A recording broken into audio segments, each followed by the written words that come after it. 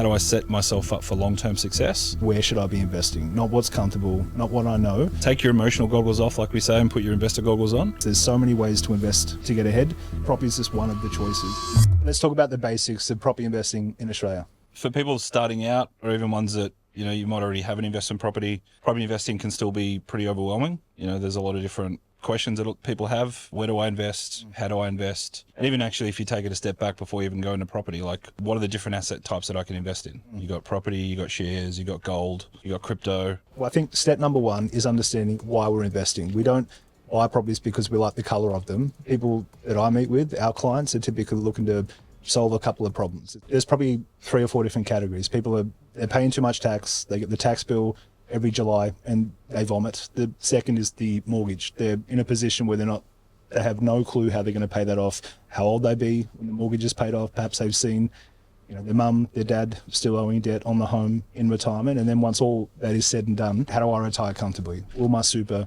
be enough? And probably the fourth thing is, how can I help the kids? It's the mortgage, it's retirement, it's tax. That's why people get into investing in property in the first place. Countless examples of clients that I work with, that our team works with, I look at them every single day, where part of the process we actually take our clients through is actually helping them work out their why. I can't tell you how many people that I've met with that they come in and probably for the very first time, they're actually getting their eyes open to seeing, like we factor in how much is their mortgage, what's their interest rate, what are their repayments, and we actually help them see for the first time how old they're going to be once their home's paid off. And very, very commonly, they're going to be at least into their 60s, if not into their 70s, by the time their home's paid off.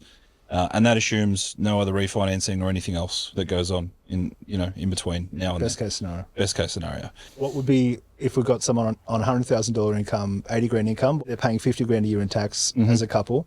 What does that look like over 20 years? Well, you just multiply the two together. So assuming no pay rises ever again for the next 20 years, it's a pretty simple equation. You just do your 50 grand times 20 years.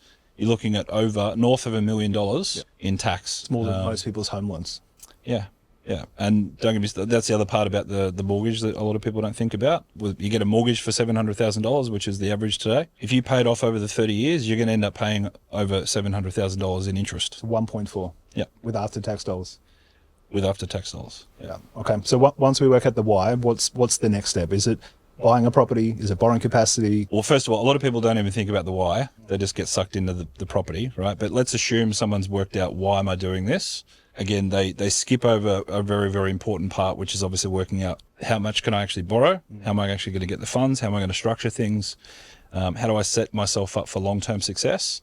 Because I've also met with them, you probably met with clients as well, that they didn't think into the future and they've purchased a property without putting the right structures in place.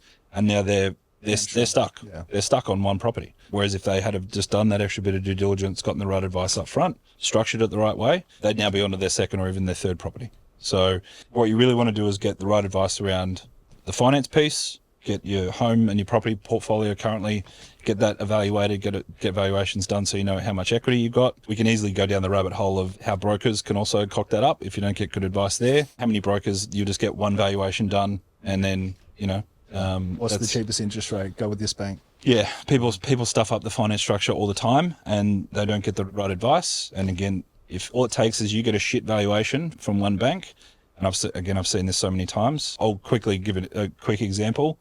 Client that I worked with about 6 years ago, home in Cranbourne, southeast of Melbourne. Yep. We had to get their home valued to pull out equity to purchase a property.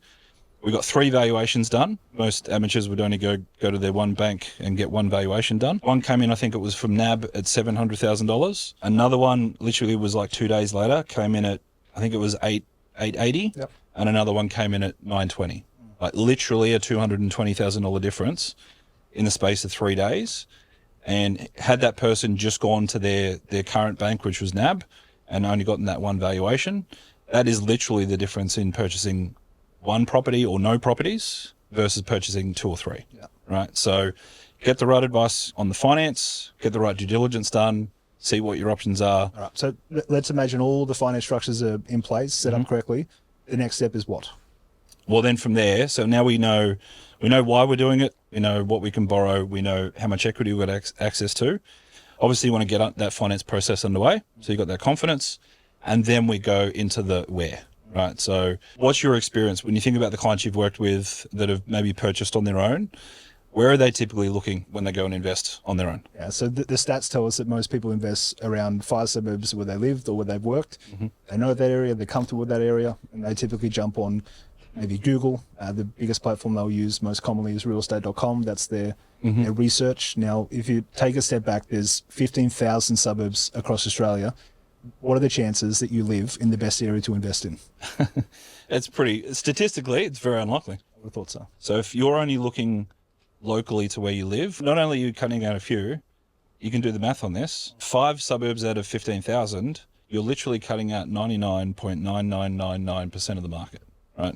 That's not a very good investment strategy. I think a lot of people have gone about real estate traditionally is they stumble into property. Like, and what I mean by that is they'll be walking down the street on a Saturday morning or a Sunday morning and they see an auction going on down the road and they go, oh, that's interesting, and I'll just go along, and then before they know it, they got sucked into a bidding war, and they walk away dazed and confused, put an offer in on a property, and they've got no idea, can I actually get the finance, or how's it going to work? Again, this is where getting proper advice comes in. So the clients that we're meeting with, they have no idea how to start, where to invest, and this is where the research becomes super important. So we've got our borrowing capacity confirmed. It's then about going out to those 15,000 suburbs, look at the top down, where's the best place to invest, why, what's the infrastructure investment, the population growth. There's a million things we look at, but just to keep it simple, it's then the research as to where and what we buy. Yeah, and again, like, not all properties are created equal, and I think a lot of people have very outdated views on properties that are out there. Yeah, 1,000 square meters. Yeah, I want a massive block of land, and they get very emotional. I wouldn't buy that. I wouldn't live in that property, so I would never buy that. They impose a lot of their own emotional biases and nonsense in there, and unfortunately a lot of those old school mentalities around property and what you should do with your finances just doesn't work for where we are right now. Take your emotional goggles off, like we say, and put your investor goggles on. It's a business decision ultimately. This is where the overwhelm come in. So people, if they ever have got advice before, there are so many different ways to invest. There's, do I invest in index shares, gold, silver? If you're like rich man's gambler, you could do cryptocurrency. And there's property is just one of the choices. There's so many ways to invest to get ahead. Again, this is where our clients see the biggest benefit. They get to map out the first step, which is why we're investing. The second piece is what are my opportunities from a borrowing capacity point of view, then where do I invest? And then to tie a ribbon around that, helping them take action, have the information to make an informed decision. Yeah. Well, look, we spend north of $50,000 just on the data and the research alone. That doesn't include us paying a single headcount, like a salary or any of the other systems that we use. That's purely just research and data to be able to give our team the best information to be able to help our clients make those informed and educated decisions, right? So every single property that we present to a client, we back up with a 50-page due diligence report, and that has everything you could possibly need. So the national data, the state level data, the LGA level data, down to the suburb level data. We've got, the demographics, vacancy rates, infrastructure, like you said, what's being spent. Again, everything gets broken down with all the property research as well as all of the financials as well. So here's the property, here's all the inputs, all your purchase costs, like your stamp duties, your legals, lender's mortgage insurance, and then you got your ongoing costs like your property manager's fees, your maintenance. Our clients get absolutely everything they need to be able to make an informed decision. It really is a done-for-you property investment service, and this is how we help everyday mums and dads get started in investing in property.